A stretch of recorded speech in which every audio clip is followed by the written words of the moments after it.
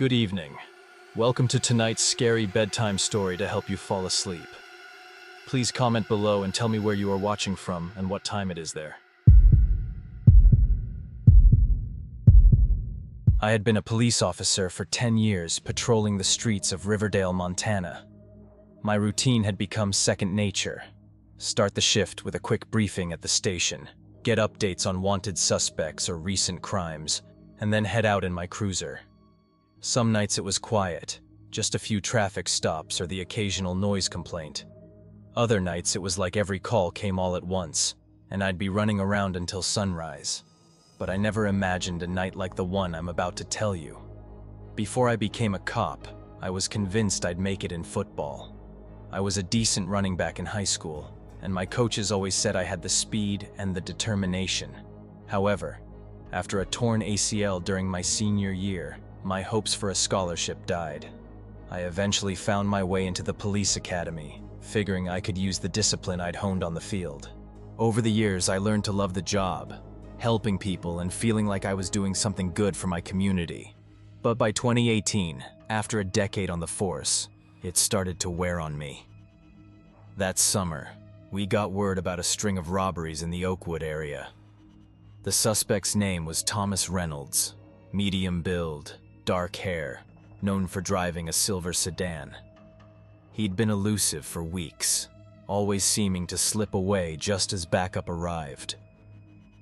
On the night in question, I was in my cruiser near Pine Ridge Road, not far from Evergreen Cemetery. It was past midnight, and the roads were nearly empty except for a stray car or two. I remember noticing a silver sedan moving slowly ahead of me, as if the driver was unsure of where he was going. The moment he spotted my police car, though, he hit the gas. My instincts kicked in, and I flipped on the lights. He pulled over briefly, so I parked behind him and approached on foot.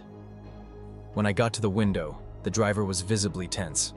I asked for his license and registration. He hesitated before handing over his ID. Sure enough, it read, Thomas Reynolds.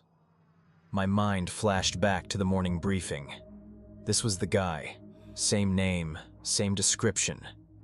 It didn't help that his hand was trembling on the steering wheel. I calmly asked him to step out of the vehicle. He refused at first, muttering that I had the wrong person. I didn't want to spook him, but as soon as I reached for my radio to call for backup, he floored the accelerator and took off. I sprinted back to my cruiser, adrenaline shooting through my veins, and started the pursuit. He led me down a dark side street, away from the main roads. I radioed in, requesting backup and giving my location. The street dead-ended near Evergreen Cemetery, an old place with large iron gates and tall trees that cast strange shadows, even in the faint glow of the streetlights. Reynolds' silver car almost vanished in the darkness. It was tough to keep track of him. When I rounded the final bend, I expected to see his taillights or the silhouette of his car, but the road was completely empty. I slowed to a crawl, scanning left and right, my palms sweaty on the steering wheel. Even with my spotlight on, I couldn't see any sign of movement. Finally, I decided to stop, hoping my backup would arrive soon. I got out of my cruiser, gun drawn, and carefully approached the cemetery's gates. The silence was unnerving. No distant traffic, no crickets, nothing. As I moved closer to the fence, my heart pounded in my ears. Then, out of the corner of my eye, I saw headlights. A silver car. For a second, I thought it was Reynolds doubling back. I aimed my weapon and shouted for the driver to stop. When the sedan came to a halt, a terrified man and woman stared back at me, their faces lit by my flashlight. They were just a couple returning from a late-night dinner. I asked if they'd seen another silver car or anyone running around. They looked at me like I was crazy. They hadn't seen a thing. Apologizing for the scare, I let them go. I continued checking the area, then noticed another silver car partially hidden behind some overgrown bushes. My pulse kicked up again. I inched closer, using my flashlight to peer through the windows. The driver's seat was empty, the door slightly ajar, That's when I spotted movement inside the cemetery grounds. A shape, someone dressed in dark clothing, slipping between the headstones. Flashlight shaking a bit, I passed through the iron gate, trying to keep my footsteps quiet. Tombstones jutted out from the darkness, and every step felt heavier than the last. My radio crackled as dispatch confirmed backup was en route, but still a few minutes away. Those minutes felt endless. I swept my light behind each grave, adrenaline surging every time I thought I saw movement.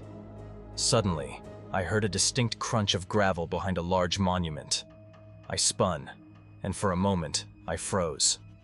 3 figures in black clothing stood there, each one staring at me. They weren't ghosts or anything supernatural. They were real people, and my gut told me they were armed. My heart was pounding so hard that I almost thought I could hear it echo. Then Thomas Reynolds appeared from behind them. My mind raced. 4 against 1. My backup was still out of sight. One of them shouted at me to drop my weapon. I didn't hesitate. I set it on the ground and raised my hands. They rushed me, pinned my arms back, and forced me onto my knees. I could feel the cold, damp earth through my pants. The smell of wet grass and ancient stone was overwhelming. I remember them whispering to each other, trying to decide what to do with me. I tried to keep calm, but I was terrified. Every second felt drawn out, like I was living in slow motion. A few minutes later, I heard footsteps, more of them this time, from behind the line of graves. I braced myself, thinking more of their gang had arrived. But then I heard a voice yell, "Hands up! Police!" My backup had finally made it. Red and blue lights flashed across the tombstones, and within seconds, officers were all around. The men scattered, but it was too late. They were tackled and disarmed one by one. I was untied, breathless and shaking, as my fellow officers led the suspects to waiting squad cars. They found evidence later that these guys had been using one of the old mausoleums for stashing stolen goods. There were even open graves they used as hiding spots. The entire thing felt surreal, like a nightmare I couldn't wake from. After that night, I started questioning everything. I'd seen my fair share of danger, but something about being outnumbered, alone in that dark cemetery, pushed me over the edge. I realized how thin the line was between my routine and utter chaos. A few weeks later, I turned in my resignation. I just couldn't see myself going back to those silent streets, waiting for the next close call. Some nights, I still dream about that cemetery. The shadows, the stillness, the feeling of being watched by something more than just criminals hiding among the dead. My name is Morgan Taylor, and I was 17 when this happened. I've lived in Lakeview Heights, Oregon most of my life. My parents have a small 2-story home on a quiet street not too far from West Ridge High School, where I'm a junior. Classes were in full swing, and finals were just around the corner. If you've ever been through exam season, you know how the stress can eat at you day and night. At least that's how it felt for me. It all started on a Thursday afternoon.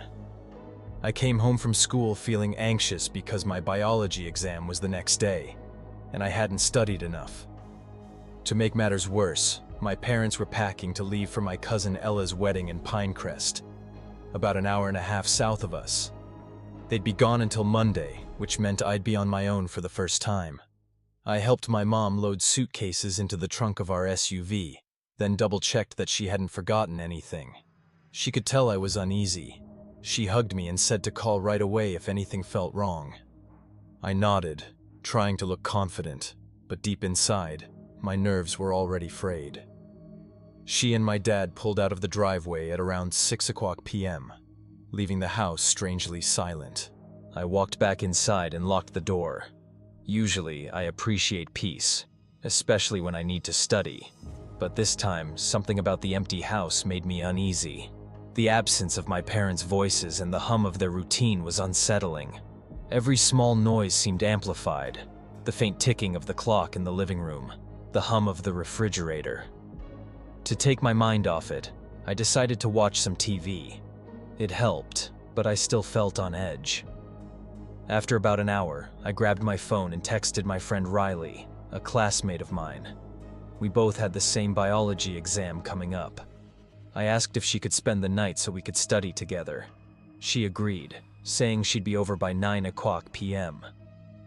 When Riley arrived, the house felt a little more normal. We spread our textbooks across the living room coffee table and started reviewing chapters. Around 10:30 p.m., she said she needed to use the bathroom. I told her to head upstairs to my room because there was an attached bathroom there. It's usually cleaner and has fresh towels. My mom insists on keeping it spotless. Not even 2 minutes later, Riley came back downstairs looking pale. She claimed she saw someone sitting in our backyard, right in one of the chairs on the deck. At first, I thought maybe she was mistaking a shadow or something, but she insisted she saw the outline of a person. My heart pounded, but I tried to stay calm. We both went upstairs to my bedroom window to check. I peered into the backyard, scanning it carefully. The overhead porch light was dim, but I didn't see anyone. The chair was empty, and everything was still. I suggested maybe her eyes were playing tricks on her. She didn't push back too much, but she seemed uneasy. The rest of the night passed without incident. Riley eventually fell asleep in my room, and by morning, we laughed it off as nerves. She went home later that day, and I settled back into studying. Fast forward 2 nights later. It was Saturday, raining hard around 10 p.m., and Riley couldn't come over because her dad was in the hospital for a minor procedure. She had to stay home with her younger siblings, so it was just me in the house again with the rain pounding against the windows and the wind rattling the back fence. My nerves spiked. I tried to focus on my notes, but that uneasy feeling was creeping back in. Then I heard it. A faint squeaking sound, like someone shifting in a wooden chair on the deck. I froze. The sound came again, this time more distinct. Slowly, I crept upstairs, flicking off lights so I wouldn't be seen from outside. At my bedroom window, I gently parted the curtains. The porch light cast a dull glow over the backyard, illuminating just enough to see the silhouette of a man sitting in the same deck chair Riley had mentioned. My heart was pounding so hard I was afraid he might hear it. At one point, he turned his head toward my window. I couldn't make out his face, but the idea that he might be looking directly at me was terrifying. I fumbled for my phone, ready to call someone, my parents, the police, anyone, when I heard a sudden loud knock at the front door. My stomach dropped. Part of me thought it might be him trying to lure me out by pretending to be someone else. Then I heard a muffled voice announcing, "Police." Another voice followed. This time I recognized it as my neighbor, Mrs. Fletcher. She's lived next door for years, and my mom had asked her to keep an eye on me while they were gone. I cautiously went downstairs. Through the peephole, I saw Mrs. Fletcher and an officer standing on my porch. I let them in, practically shaking. Mrs. Fletcher explained that she'd been tidying up in her attic, which has a small window that overlooks my backyard, and she noticed a man sitting on my deck. She said she immediately called the police, but by the time the patrol car arrived, he was gone. They searched around the property and found no sign of him. The officer was polite, but told me to stay somewhere else for the night if I could. With my parents gone, Mrs. Fletcher insisted I pack a bag and sleep at her place for the rest of the weekend. I barely argued, too rattled to think straight. Before I left, I took a quick, nervous look out the back door, half expecting to see that shadowy figure again, but all I saw was the empty chair, wet with rain. That night, I lay awake in Mrs. Fletcher's guest room, still frightened. My parents came back on Monday, and I never spent another night alone until I left for college. Even though nothing physically happened to me, the fear I felt was real. Sometimes on rainy nights, I still find myself looking out windows, searching the darkness for a figure I hope never to see again. I just wrapped up a brutal business meeting in Portland, Oregon. One of those high-stakes negotiations where every word could cost you a contract. The whole thing left me drained and tense, like I hadn't slept in days. Rather than push all the way back to Seattle that night, I decided to find a motel somewhere along the route. I booked a small roadside place, figuring I'd catch some rest and start fresh in the morning. The motel was nothing special, a low, single-story building with a flickering neon sign. My room had the basics: a bed, a TV, a bathroom that smelled faintly of bleach. Still, it felt like a relief.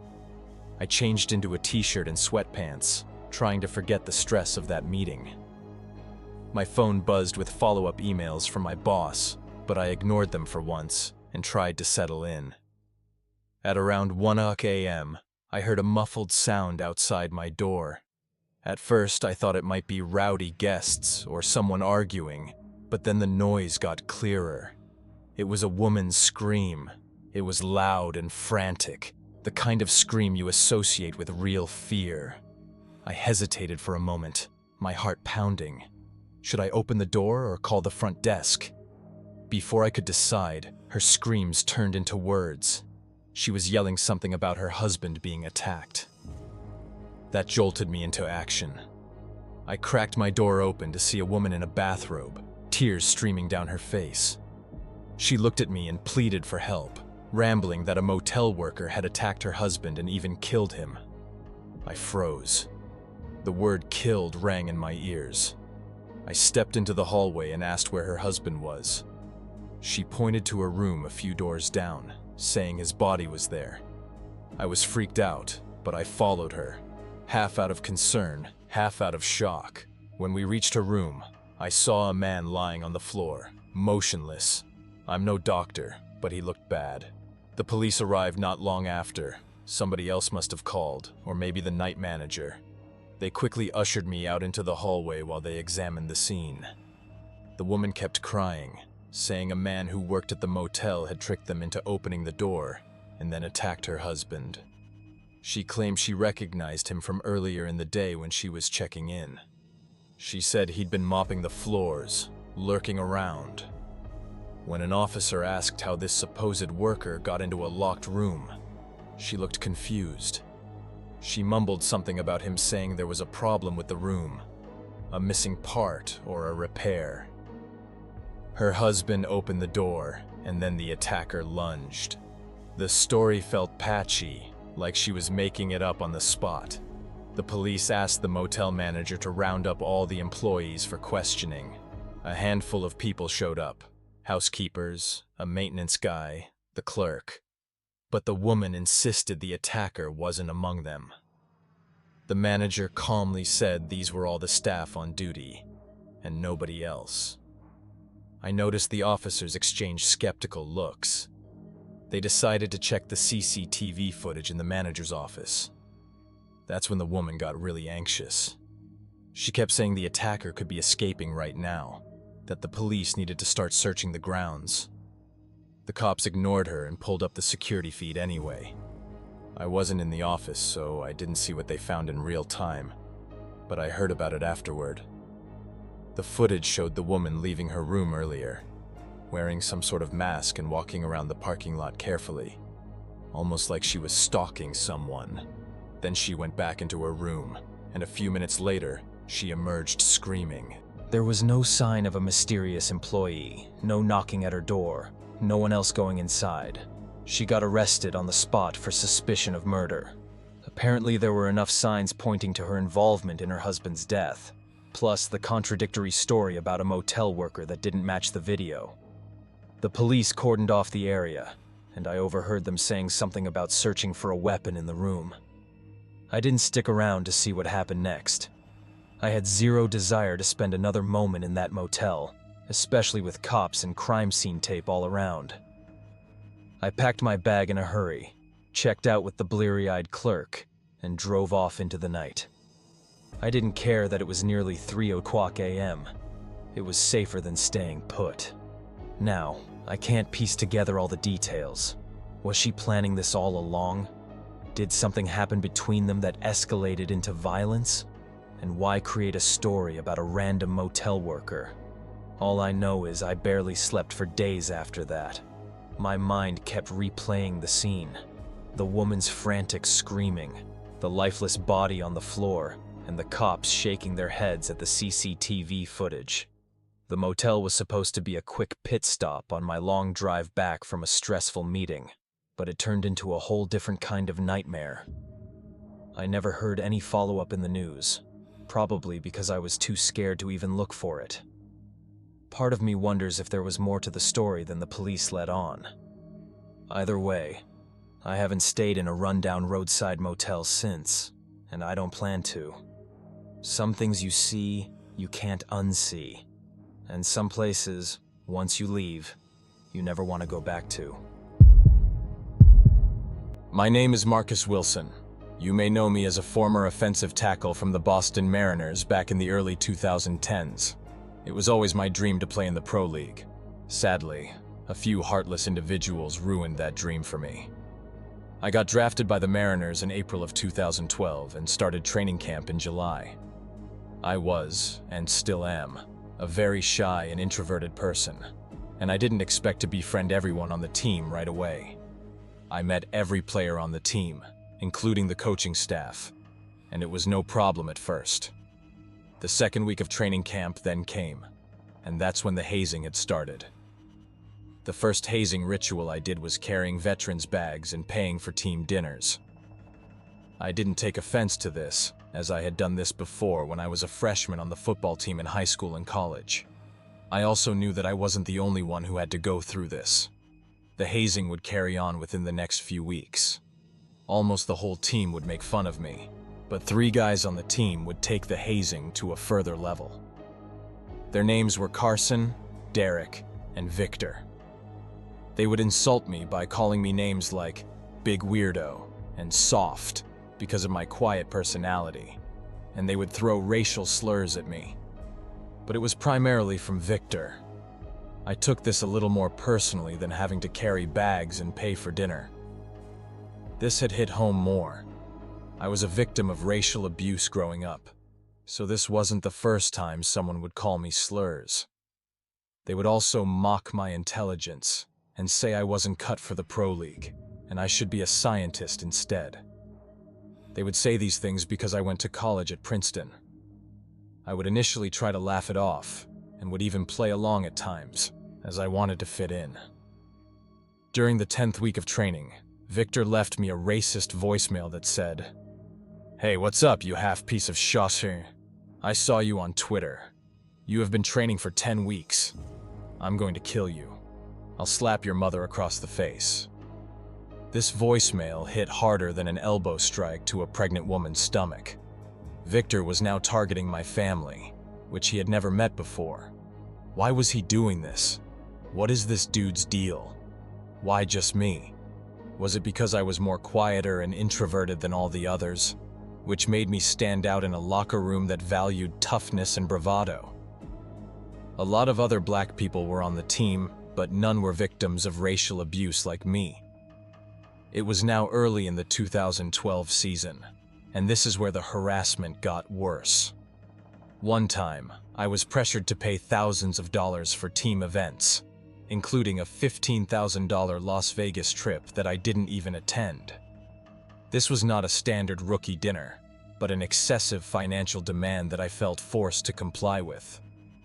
Other rookies would often cover some veteran expenses, but the demands on me were more excessive and targeted. This financial harassment became a pattern, making me feel even more isolated. At one point, I was so mentally exhausted by the treatment I endured that I texted my parents saying, "I hate it here. This atmosphere is like a prison." My parents suggested that I should report this, but I was too afraid to do so because I didn't want to be seen as weak in a hyper-masculine pro league culture. The Boston Mariners organization is also known as a tough guy culture, though I never spoke publicly in 2012 about all the bullying I suffered. It took a very great toll on my mental health. I wish I could tell you that it ends here, but sadly, it doesn't, and the bullying continued throughout the 2013 season. In October of 2013, I had a breaking point.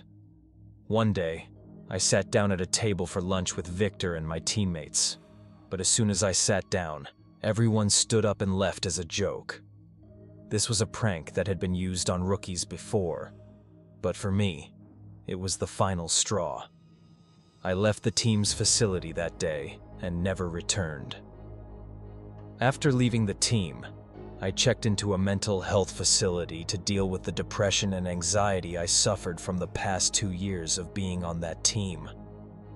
I spoke with my parents and close confidants who encouraged me to tell my story. I couldn't have agreed with them more. It was just too much for me. I spoke publicly about this, and afterward, the league launched an investigation. The reports all confirmed that I had been subjected to persistent bullying and harassment by the Boston Mariners, but mostly from Victor. After the investigation concluded, Victor was suspended for the whole 2013 season and was later released by the team. Although the punishment against Victor did satisfy me, my mental health remained the same. In the 2014 season, I was now on the Chicago Tigers. I played 15 games that season, but my confidence was at an all-time low. I would always feel isolated, and I would struggle with my mental health, making it difficult to perform at a high level. I retired from football in 2015.